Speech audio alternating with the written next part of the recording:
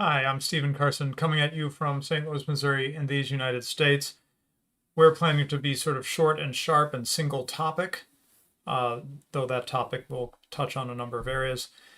And that, of course, is what happened to the workers? Why is it that when I go to the dentist, I can't get an appointment as soon as I should be able to get one? And why is it that I can't go to the dining room of my local Culver's, sort of fast food place? I have to go through the drive-thru, and they say, "Sorry, we just don't have enough people to have the dining room open." I'm running into this all the time personally, but it goes beyond anecdote. We have Black Horse here to. I don't know that we're going to claim that we're solving the puzzle, but hopefully we shed some light, right, Black Horse? One can only hope. um, so, uh, actually, I'm not going to waste time. I'm going to go right to that first chart, I think, because the first thing we want to establish is that this is not just anecdotal, right? Um, Well, we want to establish two things, both that it's not anecdotal, and second, the strange character of it. So the okay. first piece of this is Bureau of Labor Statistics. So this is U.S. statistics, job openings, total non-farms. So that the solid red line is what we should be looking at. Right. Though I'm going to ask you about that one that spikes in early 2020, but go ahead. Yeah. So what we see here is a couple of interesting things. First of all, really in the period from 2016 to 2019, there's substantial um, there are really substantial increase in job openings, right? Hmm. Substantial deviation from this kind of norm. And these dotted lines here are numbers of hires. So you can see there's a lot less job openings than there are hires, which means that people have open positions that they're not successfully filling. Right. Um, and then you see the pandemic. There's this weird kind of thing where there's lots of hiring going on. There aren't a lot of job openings. Very strange situation because you have the government hiring vast numbers of people for random COVID jobs that are all temporary. Well, now there's Uh, also that spike is actually yeah. the closer dotted line. That's separations. So isn't that spike then a bunch of people losing their job? Yeah, so there's a bunch of stuff going on. There's people Yeah, being yeah. furloughed, Hmm. the which is the biggest spike. The Right. the the moderate spike, which comes up to about 8 million, is hires, and Yeah. this is a really weird thing. You almost never see a situation where hires spike above available jobs, but Hmm. don't stay there for a prolonged time. So Right. that's probably the temporary COVID hires. And then you see the situation we're in now where there are a really significantly larger number of openings than there are hires. Like Right. 4 or 5 million additional openings versus hires. Yeah. So 4 or 5 million openings mean that that anecdotal stuff that I was bringing up. Well, It means that a lot of 12, people are 13 seeing million, that, right? 12, 13 million openings, 4 or 5 million more openings than than successful hires. Right. Right. Right. Yeah. I'm sorry. 5 million above sort of the typical level, right? Right. Which And is that we're there's starting to see this. there's always some openings in the economy we can see over time, so hovering around 5 million. Right now we're at 10 million openings, so double the openings, and but the hiring is not up very much. It's up a little bit, but it's not up much, not enough to close the Yeah. gap. Yeah. Yeah. So we see this. uh, what can we learn from this chart? We can learn that your anecdotal labor shortage comments, represent a fundamental reality here. Right. Yeah. So this is happening. We're not imagining it. And let's go to the next chart. There's another factor here, which is that real wages starting, what is this, about a year ago or more, are down. Yes. So one of the things I wanted to highlight here is that in the period between 2019 and, or sorry, between 2018 and 2020, you have substantial increases in real wages, which reflects, if we remember our previous chart, there was a period during that period there were substantially more openings Mm-hmm. than there were job hires. So in a typical labor shortage, what you would expect to see here is what we see in the period coming up to the pandemic, which is real wages are rising. Right. We have this very strange period after 2020, before 2021, where we saw the giant weird dislocation in the labor market, and Mm-hmm. then we have this period post 2021 where real wages are falling, yet there's a very large number of unfilled job positions. Okay, so wait a sec. That part where it's up unusually high, starting in mid 2020 or whatever, through early 2021, is that a little deceptive? Because it might make you think, oh, great, people are doing great, but actually, with the other chart, we can see that a lot of people don't have jobs. So Yeah, this is a that's smaller very number of people with jobs showing a real uh, earnings up, but a lot of people that don't are just don't have jobs at all, right? So that's what this picture yeah. I doesn't mean, tell you. you're looking at really strange data in Yeah, the middle of 2020, 21. right. You would have to look at a lot more resolution to explain what went on during the pandemic, but that's not really the Yeah, subject of this yeah, stream. yeah, right. What I wanted to highlight here is you had like a normal environment prior to 2020 where wages were rising because of a labor shortage. And then Mm-hmm. you have this environment we're in now where real wages are falling and you have a labor shortage, which is not Got what you. the laws of supply and demand would tell you is, what normal. Right now, but ways I could explain this if I didn't know what was actually going on. Just strictly supply and demand curve type stuff.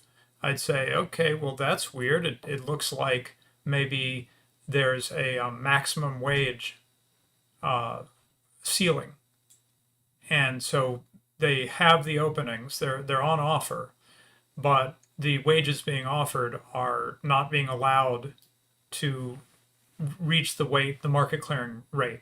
They're being Yeah. sort of artificially suppressed. But unless I'm missing something, I don't know of any such laws or artificial suppression of wages right now. Right? Yeah, well, something's causing the labor market to fail to clear. Um, and so there's a bunch of explanations here for why the labor market is failing to clear at a higher price point. Mm-hmm. Because that's kind of the behavior you would expect. You'd expect real Right. wages to rise, and you'd expect the shortage to clear. Yeah. Obviously, something else is going on here to prevent that clearing. There's no legal barrier to wages clearing at a higher price. So, what are Mm-hmm. some of the candidate solutions? Right. And that's what we're gonna spend the rest of the time on, right? Um, so I wanted to address a few things. So I put this out on Twitter. I've just talked to people, small business owners complaining to me about how they can't hire people and stuff. And I just wanted to very quickly address something that really annoys me, which is, basic inability to do causal analysis. And what do I mean by that? Well, okay. In general, in this dimension, um, causes precede effects, right?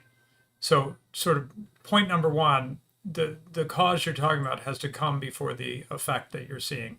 Another point is that you can't have a cause that's been there all along and explain an effect by a cause that is just background noise. Like it's just always that way. So some of the things people will say to me are, well, people are just lazy. Nobody wants to work. And I'm like, so Yes. nobody wants to work suddenly or 4 years ago? Because, several years ago, we didn't have this problem we're trying to explain, right? So did people not want to work? That people wanted to work 4 years ago, and now they don't want to work. And why did that change? Right. So that sort of doesn't cut it for me.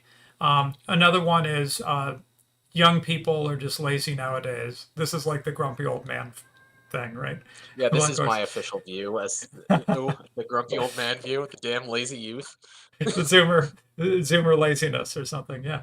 Um, so again, I think what we're trying to explain is something that's quite recent, right? We're talking about um, well, actually I'm going to return to that previous chart to make sure I'm getting my time horizons right.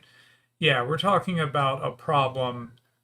The 14 to job, 15 months old. yeah, job openings opening up like that. That is, let's see, we're in August 2022, August 2021. So a year and a half, maybe. Say a year and a half, yeah, at most. Um, so So the the cause Zoomers needs to didn't be, suddenly yeah, get exactly. lazy in the last 16 months. Yeah, exactly. That just is not plausible. So, let's do some basic causal analysis, people. I mean, I don't think this is, I mean, as an Austrian economist, that's how we're taught to think about things, using causal realist analysis. That's the technical The term other for what thing we do. I hear from my business associates all the time is it's the damn university system and how much it stinks.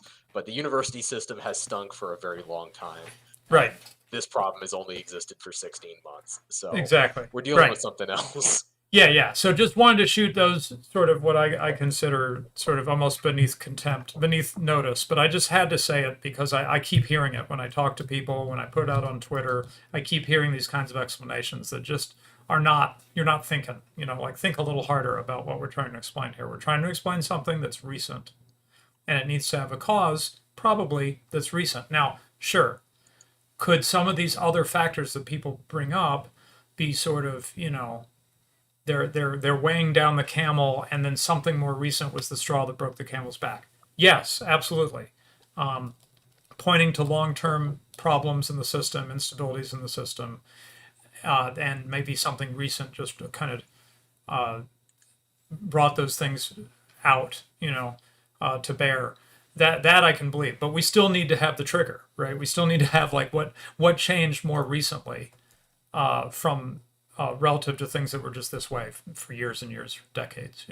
Okay, anyway, so having done that little rant, we have, as I said, I put it out on Twitter. I've asked for people's explanations, and we want to address some of the big ones that people bring up and either shoot them down or say whether we think there's a contributing factor here.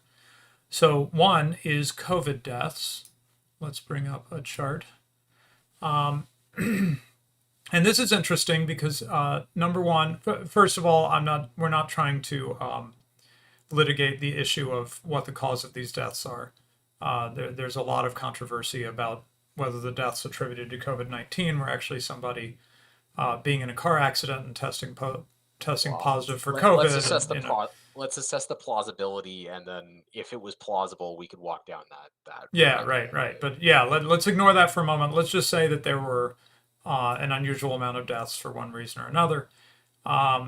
Or let's just say that can these deaths explain it? Well, one thing you notice is that the deaths are mostly of people that are at retirement age, right?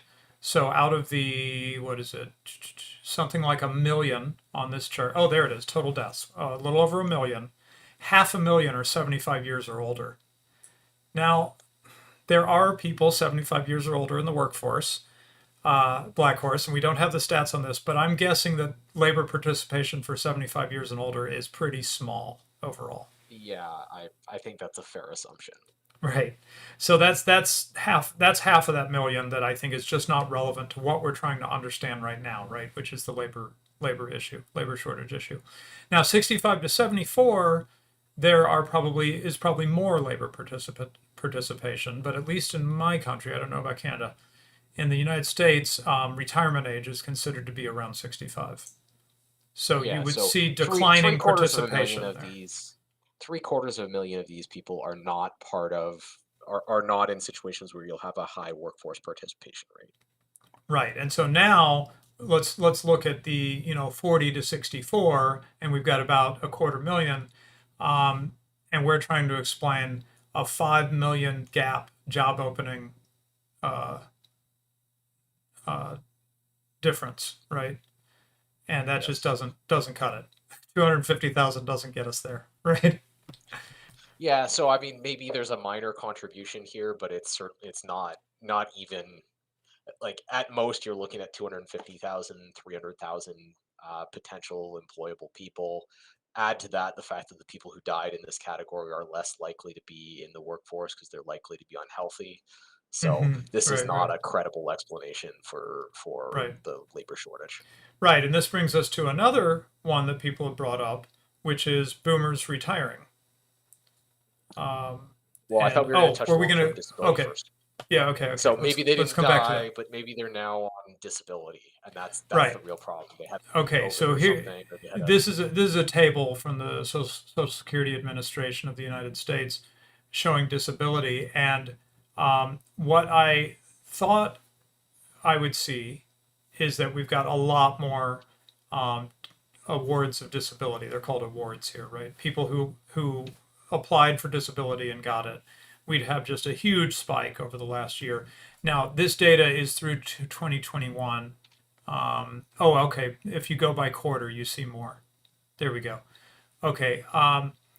And what's startling is that in the year by year, awards are down in 20 and 2021 a lot, right? Yeah. So if you look at the total number at the end of the period, it's called Right. about two-thirds of the way across. That gives you the total roll of people on disability. And you can see the increase or decrease in the number of people on disability year over year. And you see a phenomena that those who watch the labor force closely were documenting pretty carefully. The big spike in the disability rolls in the years after 2008 that Mm-hmm. corresponds with the opioid crisis and the Mm, distribution of opioids for things like back pain in the aftermath of the unemployment that followed '08. Ever since that period, disability rolls have ceased to grow and have in fact shrunk, and they've right. shrunk quite a lot. So Yeah. uh, this is again, this is actually the inverse of an explanation for our labor shortage. We should Right. expect more people to be effectively working because of the shrinking of these roles. Right. So from a high of 9 million around 2014, we are under 8 million in 2021, right? Yeah, and that remains the Yeah, case even when you look at Q3 of 2022. We're still, and falling. In fact, it continues yeah, to we're fall. continuing to So, post negative numbers. yeah, So right. So people are not going on disability. A little surprising, right? Because we keep hearing about long COVID and potentially long-term effects of vaccine injuries that people talk about, but we're just not seeing it in the disability numbers. Um, yeah, from a numerical value, whatever those effects are, they're smaller than the effects of long-term unemployment after '08 by like a couple of orders of magnitude. right. Yeah. So they do not help our story. Okay. So next, now we see the employment rate from 2000 to 2021. Um, let's see. So okay, let's be careful here. We often are looking at unemployment. This is employment. So this is number of people working, right? Or percentage, sorry, percentage of people Yep, working. percentage of people working.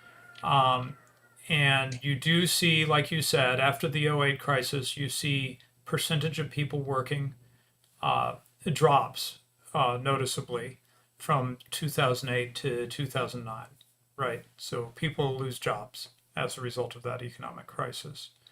Um, in particular, And you what's the, see oh, there the are young people. Yeah, a pretty classic pattern. So you can see that blue line, that's the millennial, that's the like quintessential millennial experience there, right. graduating with no job. Yeah. Um, and you see this slow recovery of that over a very long period of time, Yeah, but I noticed that for the which blue is line, for example, it does not get back to where it was prior to the crisis. no, It remains depressed since then. So that's a bummer. Anyway, but slow recovery. If you look at the top colored lines, the red and the green and the black, these are the older, the ones who are not, you know, just entering the workforce. People who are a little longer in the workforce, and that actually seems to pretty much get back to where it was, roughly, right? And then we have the lockdowns and everything, and it drops back to those levels that we saw after the crisis in '08. yeah. Um, And it's worth noting on this chart that the lazy Zoomers are in fact not the problem. Their labor force participation rate is the closest to what it was prior to the lockdown. It's actually all the other age demographics that are struggling to recover. Right. Yeah. Okay. So the very last data points, the very last line is 2021, the latest data that this shows. We don't have 2022 yet. Um, and the blue in the middle is pretty much back to where it was prior to the lockdowns. So that's the 16 to 24 age bracket. The yellow is 55 and over. We'll come back to that in a moment. And then the ones at the top is everybody else, 25 through 54. And they have come back up, but not to where they were before the lockdown. So Yeah. that's a big part of the workforce, right? Because as we saw, or as you can see, the employment rate of 16 to 24-year-olds isn't, as a percentage, is not that high anyway. So a lot of your workforce is that 25 to 54. And so that is not an explanation, but it correlates to those shortages we're seeing, right? Those openings not being Yeah. filled. So the question we were trying to ask with this is, which segment of the workforce is responsible? Is this just all the boomers retiring or something? And we can Mm-hmm. see there's definitely a boomer retirement effect there in that Yeah. 55 and over bracket, Right. where a lot of those people have not returned to work. So that's a partial explanation, but the boomers retiring aren't responsible for the slow recovery of employment rate for the 25 to 54 demographic. None of those people are boomers, and some of them haven't come back to work. Right. Yeah. In fact, I can't help but notice, Black Horse, that the yellow line it drops with the lockdown, and it's it's almost imperceptible. I actually, looking very closely, there's a little bit of a rise, but it's almost flat. Yeah, Like they leave yeah, work and they just don't go back, is what this story tells yeah. us. 55 and So over. there's some percentage of people who lost their job in 2020, either voluntarily or involuntarily, and are just not returning to work. But Right. this is not the dominant effect. Mm-hmm. Um, it's an effect, but it's not the dominant reason why we've got a reduction in the Right. Well, in workforce. particular, the notice that yellow line is way down there in terms of percentage of 55 and over that are working, right? So again, this is a not the most significant part of the labor force. Both the blue and the yellow, those are you got a bell curve, I guess, right? Most people are working in midlife. Less people are working as they're teenagers or in college, and less people are working as they hit retirement age. And so the blue and the yellow are the left and the right side of that bell curve, right? With less participation in the labor force. And then it's the big fat middle that is probably where we want to find our story, right? Yes. So boomer retirement, that's some of the story, but it's not the story. Right. Um, Yeah, it does not give so us an explanation. Okay, no, so ready for the last one we got. yeah. Okay, so and boy, I'm forgetting who brought this up, Black Horse, so that we could give credit. I should have noted that. Anyway, someone on Twitter, a friend on Twitter, who we honor, but not by a username, made an interesting point. He said, um, there are people who are employed, so they're showing up in, they're not going to show up in unemployment rate, or they will show up in an employment rate. They won't show up in unemployment, right? So they are officially employed, but they're working less. They're taking more sick days. Okay. So that is an angle I did not think of. So in this final graph here, we're going to feature, this is people who are employed, they're with a job, they're not at work, and then it says own illness. Oh, okay. They are sick. Own illness as opposed to like my wife's sick or my kid is sick. Right. So these are people with a job, they're not at work, and it's because they personally are sick. Yeah, so this is classic sick day roles, and what you see here is quite a dramatic story. So you see a kind of a long-standing cyclical norm. More people sick during the winter, less in the summer, but similar levels. About a million people, about a million Mm-hmm. sick days a quarter. And then after 2020, you see, I mean, you see a giant jump there that looks like it's the Delta wave in the U.S. Hmm. But you see that, but it's not just during the periods where COVID peaks.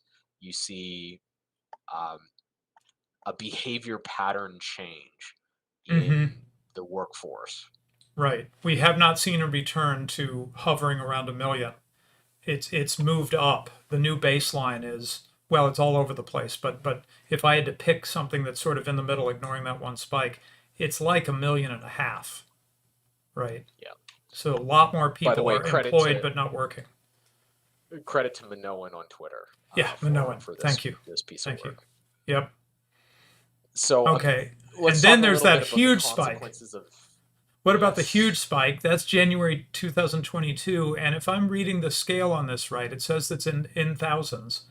That is a Yes. spike that is doesn't quite reach it, but heads toward 4 million people. So that's 3 million more than sort of the normal rate. 3 million people who are employed but not working, at least at the beginning of 2022. Yeah. So Wow. that corresponds to the Delta wave that kind of passed through the US about that time in COVID. So a lot of people got sick, a lot of people took some time off work. Right. So let's try to contextualize sick days from an employer's point of view, Mm, because I think this is where we're really going to find the greatest portion of our explanation for the labor shortage, at least that we were able to identify.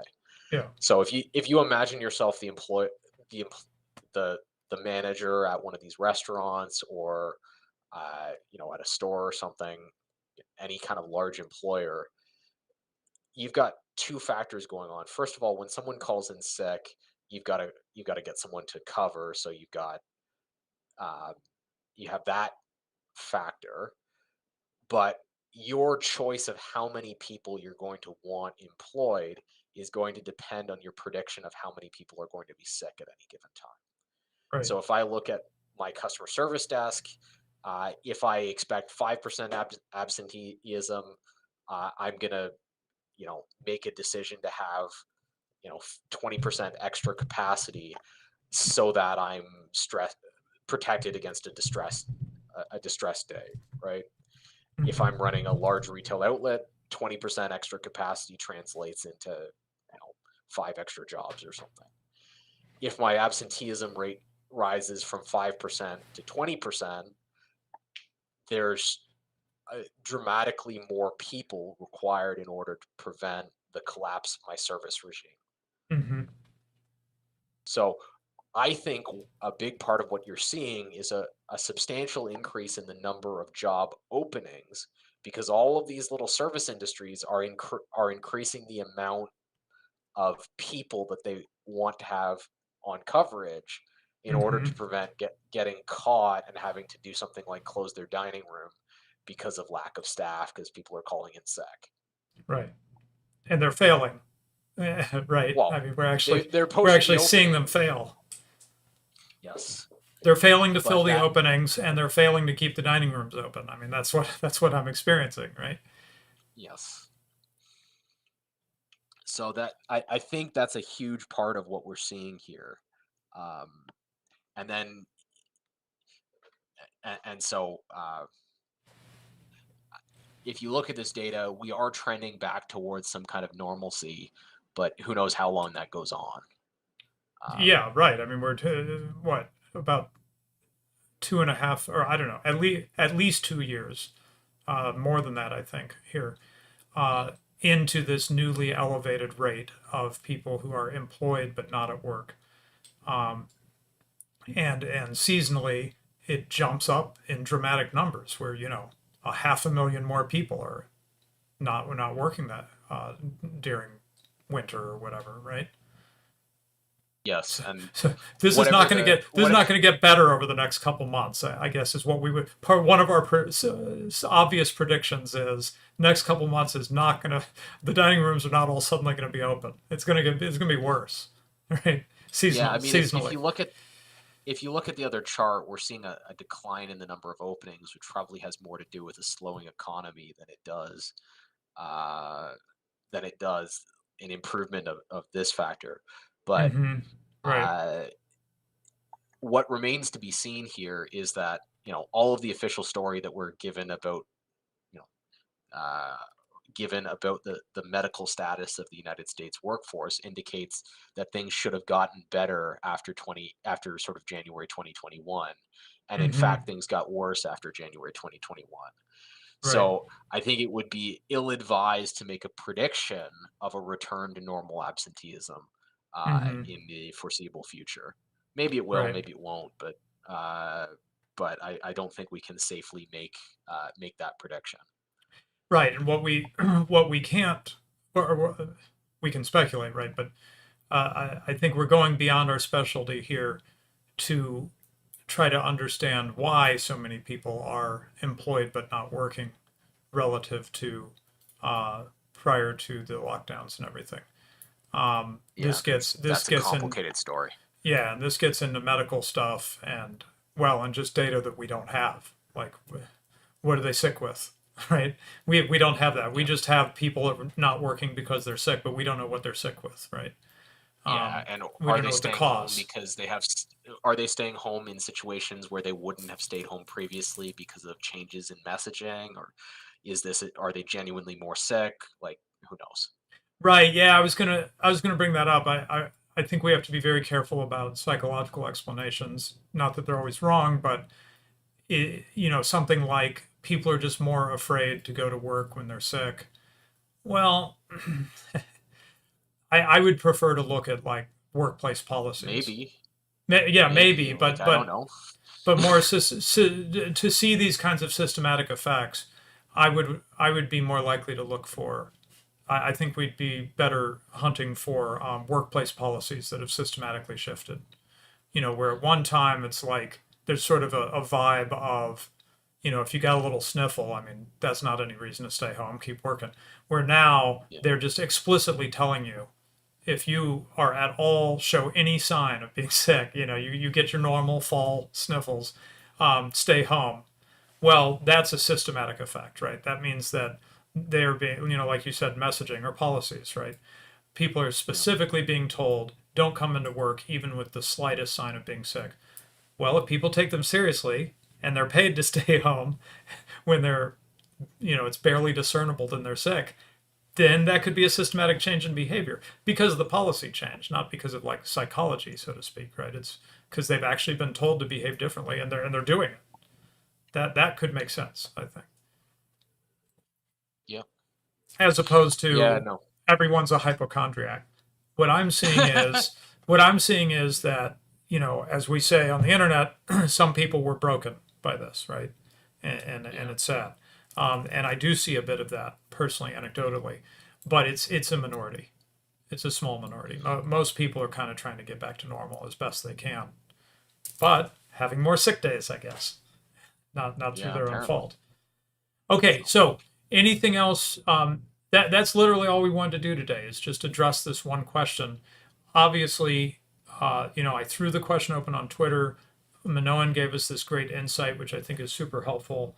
Um, Black Horse has explained why people who are still employed but not working, you would think, well, okay, the restaurant usually has 40 employees or whatever.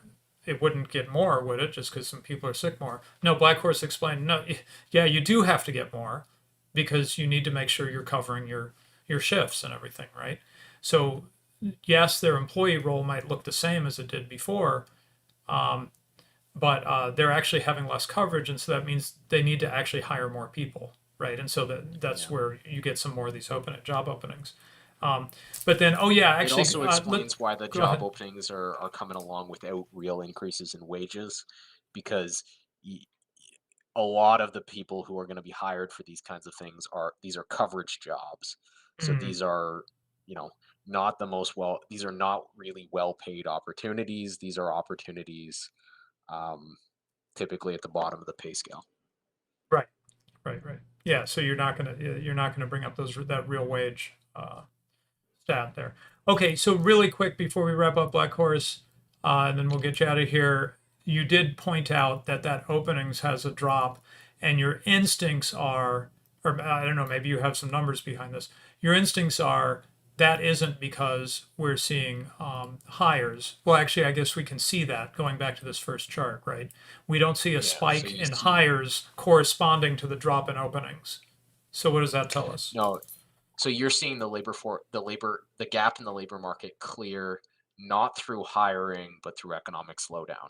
So Yeah. as the careful followers of this show might remember, even though the definition of recession has changed, um, we're still in a classically defined recession. Let's put it that way. And Right. so, economic activity at the businesses that need to make these hires is probably slowing down. And so, you see less demand for coverage staff. Right. Yeah, so some of those postings that were there just earlier this year, if I'm reading that chart correctly, some of those Yeah, postings that were out there are literally just being withdrawn, perhaps never having been filled, right? They just were like, very you know likely. Yeah. what? I'm not in a position to actually pay more people after all. I'm just going to take this out of the papers or however you post job openings these days. Yeah, and I'm just gonna live with the dining room being closed or something, right? Right, right. Because if we had a happier story to tell, that is, people are getting hired, people are getting back to work, we would see that that dotted line with more spaces between the, or dashed line with more spaces between the dashes. We'd see that spike up, kind of going up to meet the declining job openings, right? And in fact, Yes. as the job openings go down, I notice the job hires also are going down. So they're posting less and hiring less right now. And that you're saying is sounds more like recession Just to us. yeah, it looks a lot like what you saw if you look at the '07 to '09 situation. You saw an identical pattern where you had postings declining faster than hires were declining, right? Yeah. Because Okay. I new see it. hiring slows down quite quickly, right? Right. Yeah. So right the gray section over to the left. Right. We've got Yeah, the job openings are dropping, and the hiring is dropping as well. But the job opening is dropping even faster than the hiring. yeah. So those gray sections are official recessions, and then we got Yeah. the unofficial recession. Yeah. Which no gray. Put the gray there yourself since they won't do it. Right. Paint your own gray. Uh, Maybe okay. if we get a change in administration, we can have an official recession again. Yeah, right. Um, okay, I think we are done. Just wanted to make it short, short, sharp, and as Econ Minis is meant to be, really, but sometimes we're not so short.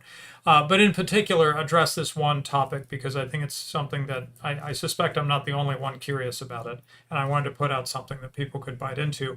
And for those listening who are like, "Hey, I think you guys have missed some part of the story or something," let me know. There's a Discord link in the chat. I'm on Twitter. That's shared as well. I'm sorry, in the video description. My Twitter account is available. Would love to hear from you. My friend says in the chat, newspaper classifieds have gone the way of the town crier. Very good analogy as usual from him. And yeah, so you know, we throw this out there to shoot down some things that we've heard that just are not adding up as we've tried to demonstrate and show some insight that we didn't have before I asked the question, namely that critical issue of people are employed but they're not coming to work as much. They're taking a lot more sick days. That was a really big clue to what's going on here. But that's the best we've got so far. I think there's maybe a little more to the story that we don't know yet. So would love help figuring it out because this is nuts. I mean, I just like can't get things repaired. I can't get things done because everybody's booked out. You know, those who are working are super busy and booked for months, and you just can't get anyone to show up at your house and do anything anymore. Not quickly. That's what I'm experiencing. Yeah, yeah. Okay, wrap it up there, and Thank you for some great recent support of the show through Subscribestar. And there's also a public Bitcoin wallet if you prefer to support the show that way. And that is that. And here are our supporters. Thanks, everybody.